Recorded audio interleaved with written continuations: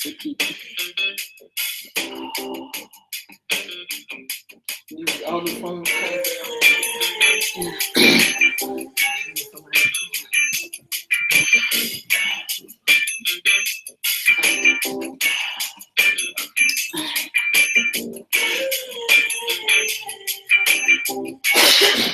So I want to go to it.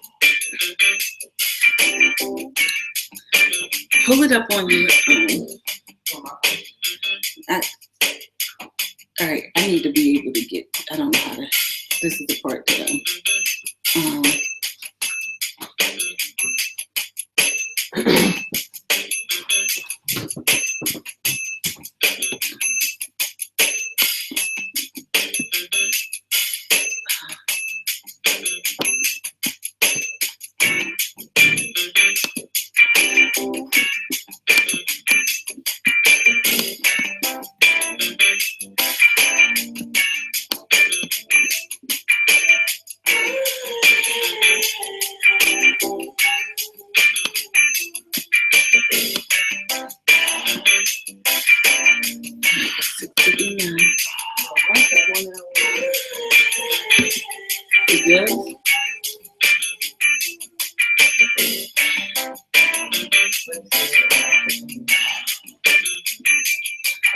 can see it.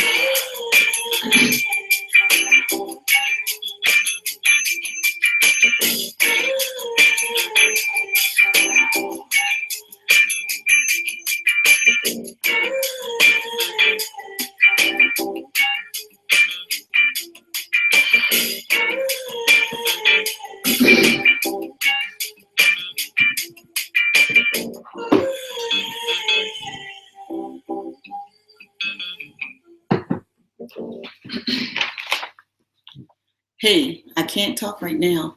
Hey, join us. Go on our Facebook page and join our hangout for our first rainbow letter, okay? And I'll call you in 30 minutes after we're done. Go on the Facebook page, like the Lesbian Couples Club page, not the group. Okay. All right. Got everything? All right.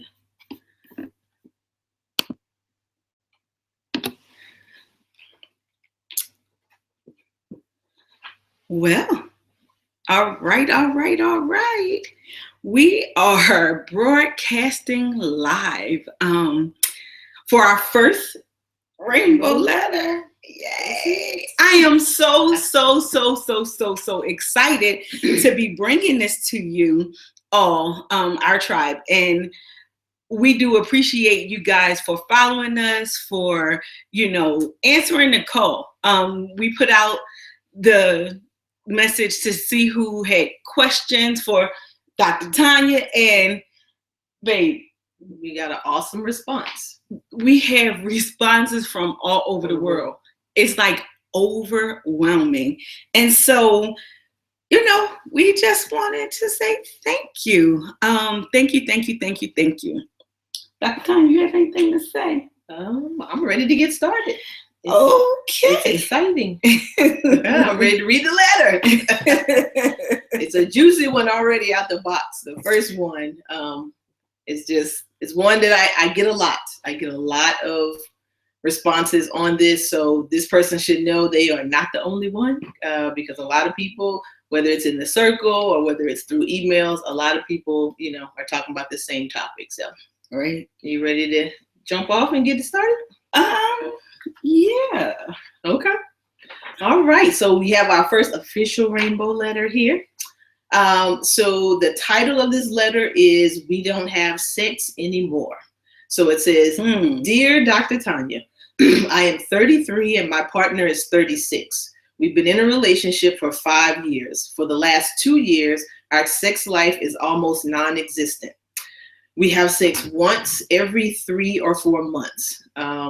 In the beginning, she would come on to me more and ask for it frequently. I think she's given up on asking for it now, so we just don't do it at all. I seem to never be in the mood, and when we finally do, it doesn't last long, and she says that it feels like I'm faking it." That's interesting. it never used to be this way. I want to satisfy her and feel satisfied myself. She's cheated on me before because of this, she says. That's an interesting part that we'll get to. I don't want her going to other women for something that I'm incapable of giving her. I love her with all my heart. I don't want to lose her or feel like such a failure because I can't fulfill my wifely duties. So this is our first rainbow letter. Wow. Yes, there's a lot packed in that one letter. It really is. There's a lot. We only have 30 minutes. Is that how long we have for this? Yeah. Roughly? So it's a lot to get to in 30 minutes. So we definitely want to jump right in, and we want you guys to also, if you have comments and those types of things, Wendy will tell you, I guess, how to do that portion. Just leave your comment down the bottom, and we'll be, getting to them. And because the response was so great, we may even have a question and answer session regarding this, which will probably spark more rainbow letters. So hopefully so. All righty. So the first thing I would say to this person is that, and I want to go down sort of to the middle of the letter and really focus on one thing first, and that is what she said when she said that she cheated on me before because of this. And that immediately jumped out at me right away. And so one of the things that I want her to know is that, a lack of a sex life in your relationship is never an excuse for cheating. Never. So anything that may be going on with you that's causing you not to feel either desirable or not to feel just passionate and sexy and those types of things, it's never an excuse for somebody to cheat. I know often in relationships that people will give us that. They'll tell us those lies and say, oh, I went out right. and got with this person because of what you made weren't a mistake, doing. Right? Or because of what you weren't doing. I know people who will say, oh, because you couldn't do this, this, and that, I had to go find somebody who could. And that's definitely never okay. And so, I really hope we don't know enough about the other partner in the relationship to know whether or not this cheating took place, prior to the lack of a sex life or whether it took place after. But again, that doesn't even matter with this piece, because it doesn't matter if it happened before, during, or after. It's not okay. It's not an excuse. And you shouldn't accept that. Don't take that on yourself. That's her issue. That's a choice that she made to go out and cheat. And hopefully, that's a whole nother thing that you guys have to work on, is repairing that part of your relationship. So there are a couple of other things in the letter that she also said that you almost kind of have to pick apart with this letter. The other thing that I wanted to focus on before we get to the heart of sort of, maybe why they're not having sex, is that she at the end said that she didn't want to lose her partner, and she didn't want to feel like such a failure because she couldn't perform her wifely duties. Wow. Now, the word, just the wifely duties stuck out a lot for me, in the fact that one of the things I think just in general, if you feel like that making love to your partner and being passionate with your partner is a duty, it's a job, it's something that you have to do, then that sucks the passion right out of it. That sucks, all of the excitement. It takes it all out. Right. It like, really changes it a lot, if that's how you feel. Yeah, and it's almost like what comes to mind for me is, the color purple, when Miss Silly tells Suge that, Mr. just crawls up on top of me and does his business. Yeah. Like it's like it's not a job. It's pleasurable, right? Or it's it should be. It's sharing, the deepest part of you with your partner, right? So it's definitely, you can't think of it as a wifely duty.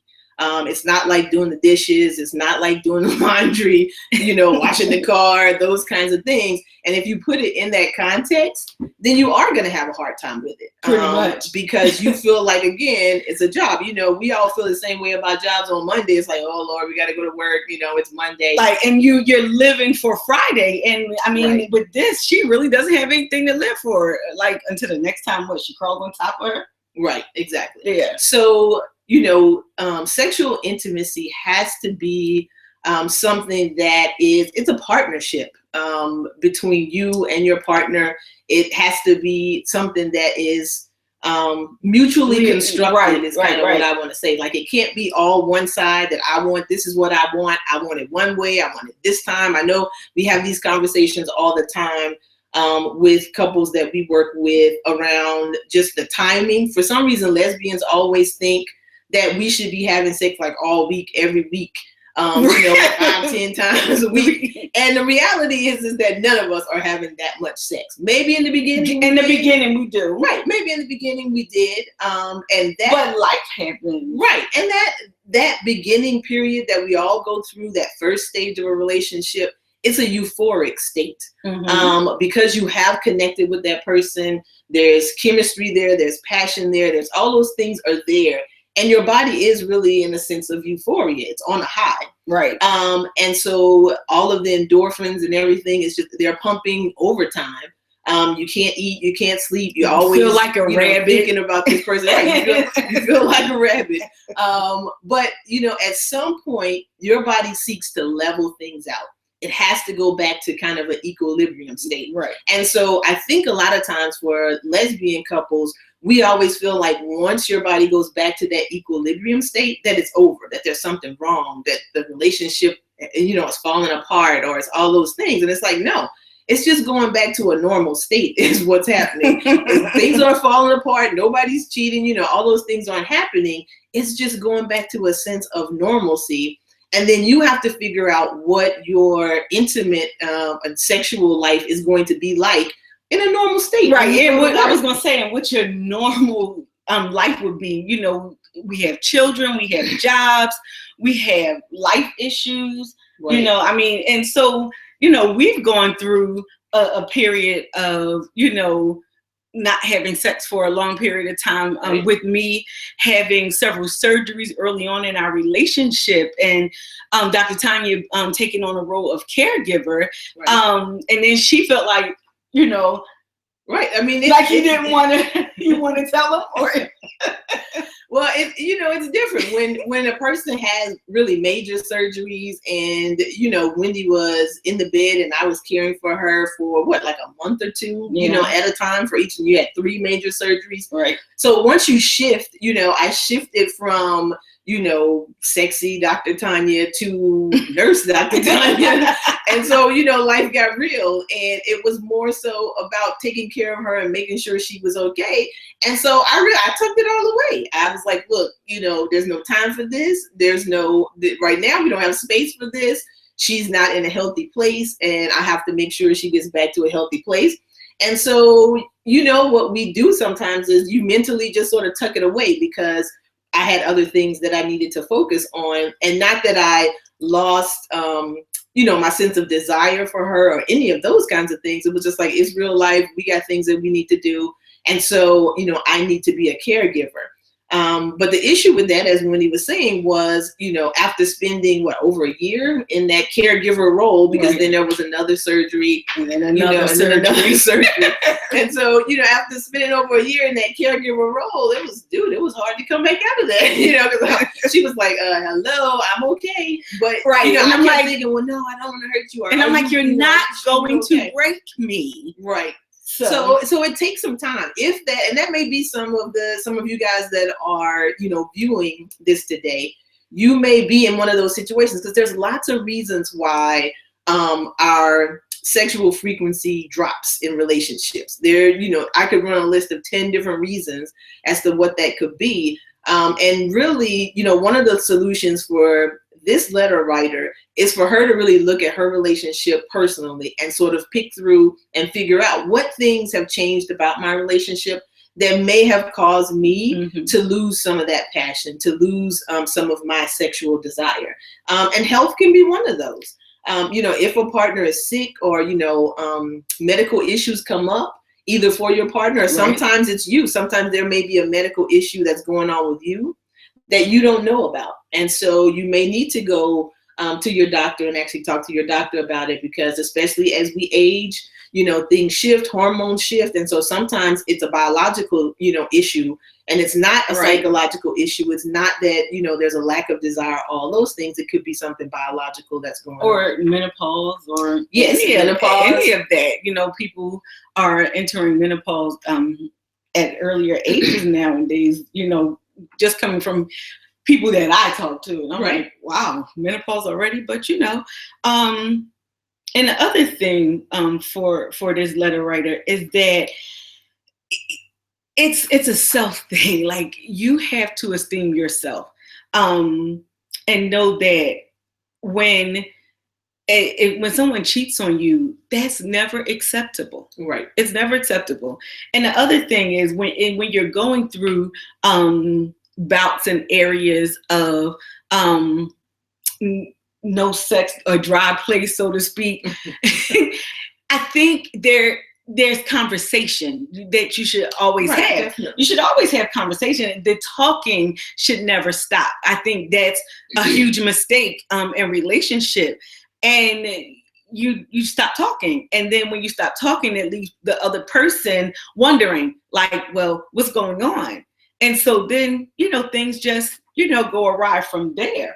Right. And I think one of the things that we did was to keep talking about it. So, and even though, there would be spurts of time when, our sex life would, sort of increase, but then there'd be times when it would go back to that sort of lull and not happening all that often. Dry space. The dry spell is what you would call it. But, we had to keep having conversations with each other about, okay, well, we know what we talked about earlier, but what's going on now? Is it stress? Is it work? For one of the things for me, I think was it's work. It's, being tired, commuting for an hour and a half both ways every day to work, and, working and having a business and doing those kinds of things. Like, sometimes just life stressors can also cause you to lose your sexual desire, or just the frequency goes down. And or you're just tired. Yeah, and you're just tired. It's not, again, it's not that you don't have that desire, because there are a lot of times when you do. But you know how it works. You get in the bed and, you have all these great plans about what's going to happen here. Lord knows I do sometimes. You have great plans about what's going to happen. You're like, okay, tonight is the night and we're going to do this and we're going to do that. And then, it's Friday night and we get in the bed and all of a sudden, all I know is I passed out, I went to sleep, and it's Saturday morning, I'm waking up. So, again, you got to keep having those conversations about just where you are at the moment, and working with each other to see what is it that I can do. And Wendy and I have had those conversations where it's like, okay, well, do you need a little of this? Do you need a little of that? Like, what is it that you think you need in order, to feel more sexy, to feel more desirable, to be more passionate, those kinds of things. And then also, we, hear people say all the time, what you did to get her is what you have to do to keep her. And that is so very well true. But the other thing is, who you were then is not who you are now. Right. So things differ. We change. We have ebbs and flows and relationships. And so when we have those ups and downs, we have to figure out other creative ways on both sides. So it's just not a one-sided thing. I know we have, butch women, femme women, and, that's a whole nother box that we tend to put right. And that's a whole nother letter. Right. But, when we're all women, we both have needs.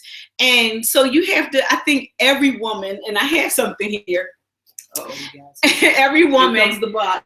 should have their own little toy box. I think, the ones who are more masculine should have toys too.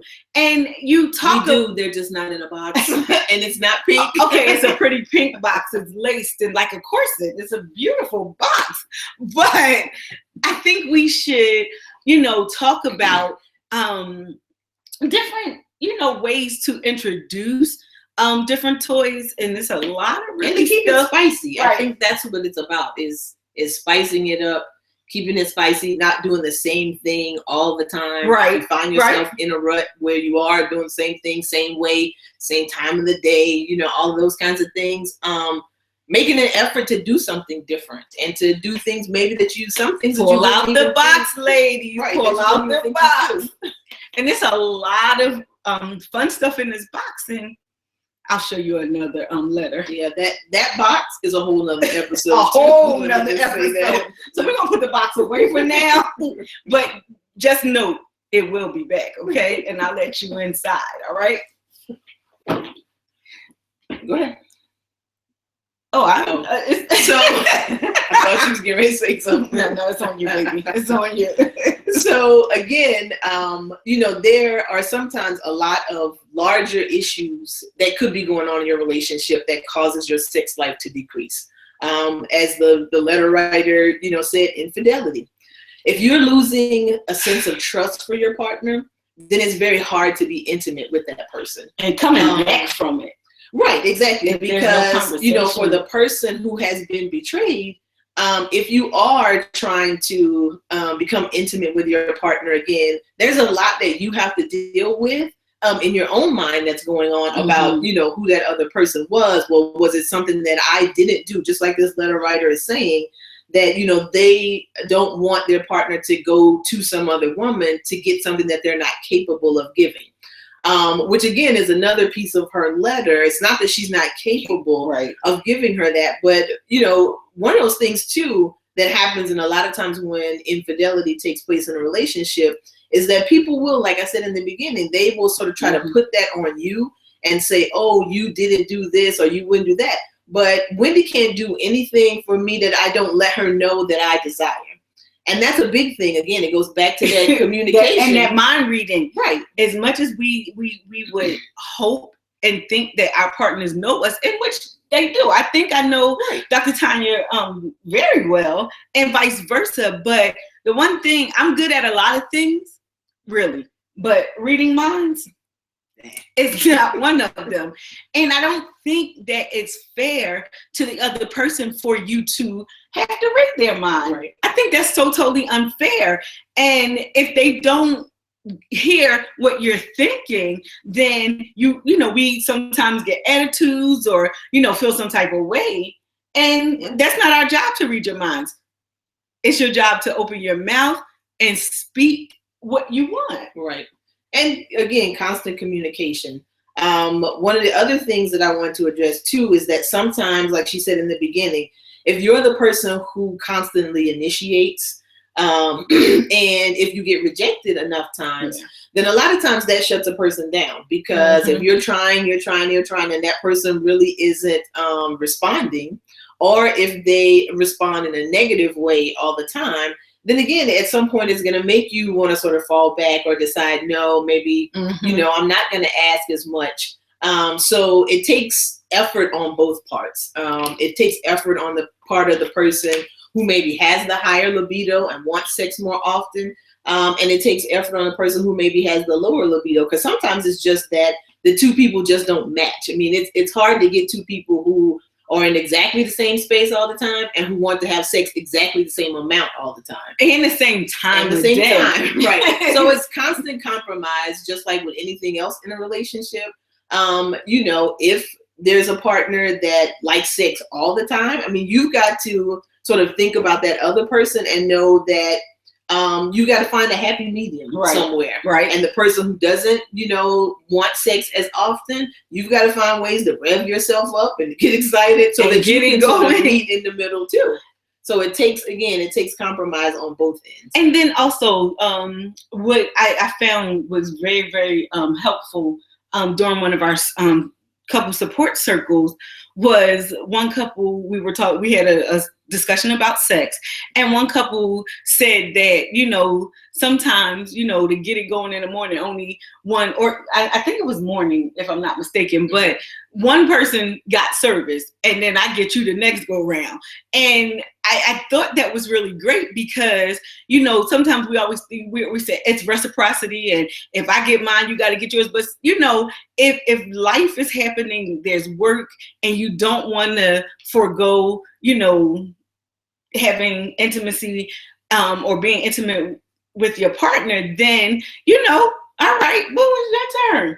Right. I mean, it's your turn. In the morning time, A morning quickie might be just, again, one person, but I think, I think you have to look at it in a broader context, because if I am pleasuring you, then I'm getting pleasure for exactly. that. So to me, it's not a one-way kind of a deal. Exactly. And the same thing vice versa. Right. So again, I think you have to really spend time kind of working with whatever your specific situation is. Mm-hmm. So whether it's a medical issue, or whether it's a time issue sometimes, or whether it's stress, whether it is some conflict that's taking place in your relationship, and you've got to work through those things in order to get yourself and your mind sort of back in that space to want to be Mm-hmm. intimate with your partner.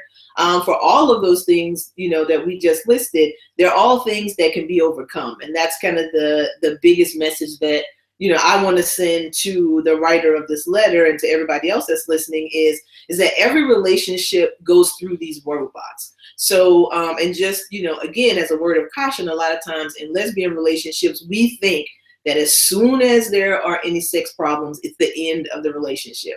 But that's definitely not true. If you have a solid relationship, if you're really in it for the long haul, and you've built a good foundation with your partner, then these are things that you can work through. Yeah. But you just have to address them head on. You have to have a large amount of communication with each other and talk about what, the issues really are. Mm-hmm. And then, come up with a plan to be able to work through those things. So the writer of this letter, one of the things that I thought about that I really wanted to do for the person who wrote this letter is that I wanted to give this person a special gift. And that special gift would be, because sometimes it's really hard to work through these things on your own. Right. And it really is. And this is a lot. As I sifted through, a lot of the letters, we were trying to choose one. We were trying to choose a good topic for this time. But this one was, again, it had a lot in here. And so this couple has a lot of different things that they need to work through Mm-hmm. that they may have difficulty working through on their own. So what I want to give to this couple is a 3-session relationship coaching package that we're going to give away to them for free. So that they can at least get a start with working with me one-on-one, to be able to get a start with dealing with some of the issues that she brought up in the letter, and at least trying to figure out, what happened in the relationship to cause their sex life to decrease. Yeah. And so then, since, we are going to give this couple with, the free package, so we just felt like it was just due to gift you guys as well with a special offer. So if you look down below, it's a link, a box that you can click for a $99 special offer, which is the same offer that we're offering the writer of this couple, of this letter, the couple that wrote, or the partner that wrote in on the letter. And so it's 3 sessions as well for $99. All you have to do is click the link, and below. Yeah, and that's it. So any questions? Did we get any comments or anything we want to Well, we have people right saying before? hello. Okay, great. We have some. But if you have any questions, if you have a letter that you want to send, send all letters to Ask Dr. Tanya at gmail.com. You can always inbox us on our Facebook page. And just know that this Rainbow Letter series is something that we're going to be doing. I think we're going to start out once a week. Yes. So next weekend we'll be back, either I guess on Friday or Saturday. Yeah, we're trying to figure out a time. Right, playing with the best time. So in the comments, if there's a time when you feel like it's the best time for us to do this sort of thing, then definitely chime in and let us know. But we're going to be trying to do it at least a couple of times a month. Right. So that we can, we have a lot of letters that we've already gotten in. We want to get more letters. So by all means, send your letter in. It's our way of hopefully being able to help some couples and provide some advice, on a regular basis. Yeah. So this first hangout has been really fun. I've enjoyed doing this. Awesome. And we appreciate you guys so much. Absolutely. You enjoyed it? I enjoyed it. This is fun. I could do this all the time. It's like my Skype, therapy sessions, right? But only I can't see the people who are on the other side. But I got the letter, so that works. And I'm just so excited. I'm so excited about the opportunity. We have gotten so much since we started the Lesbian Couples Club. People saying we wish we had this in our area, and when can you guys come to our area? Trying to negotiate, spaces and stuff for people to, get us to come to them. And, here is a space where you have us and we have you. And there will be other offerings for you in the upcoming future.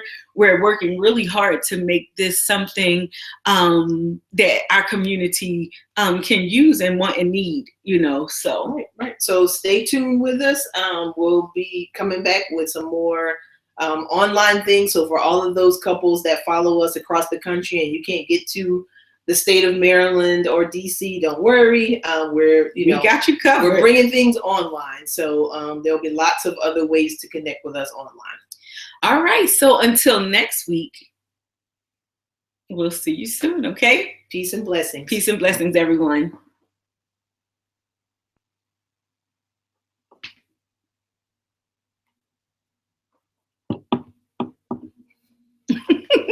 Maybe not. We're not going yet.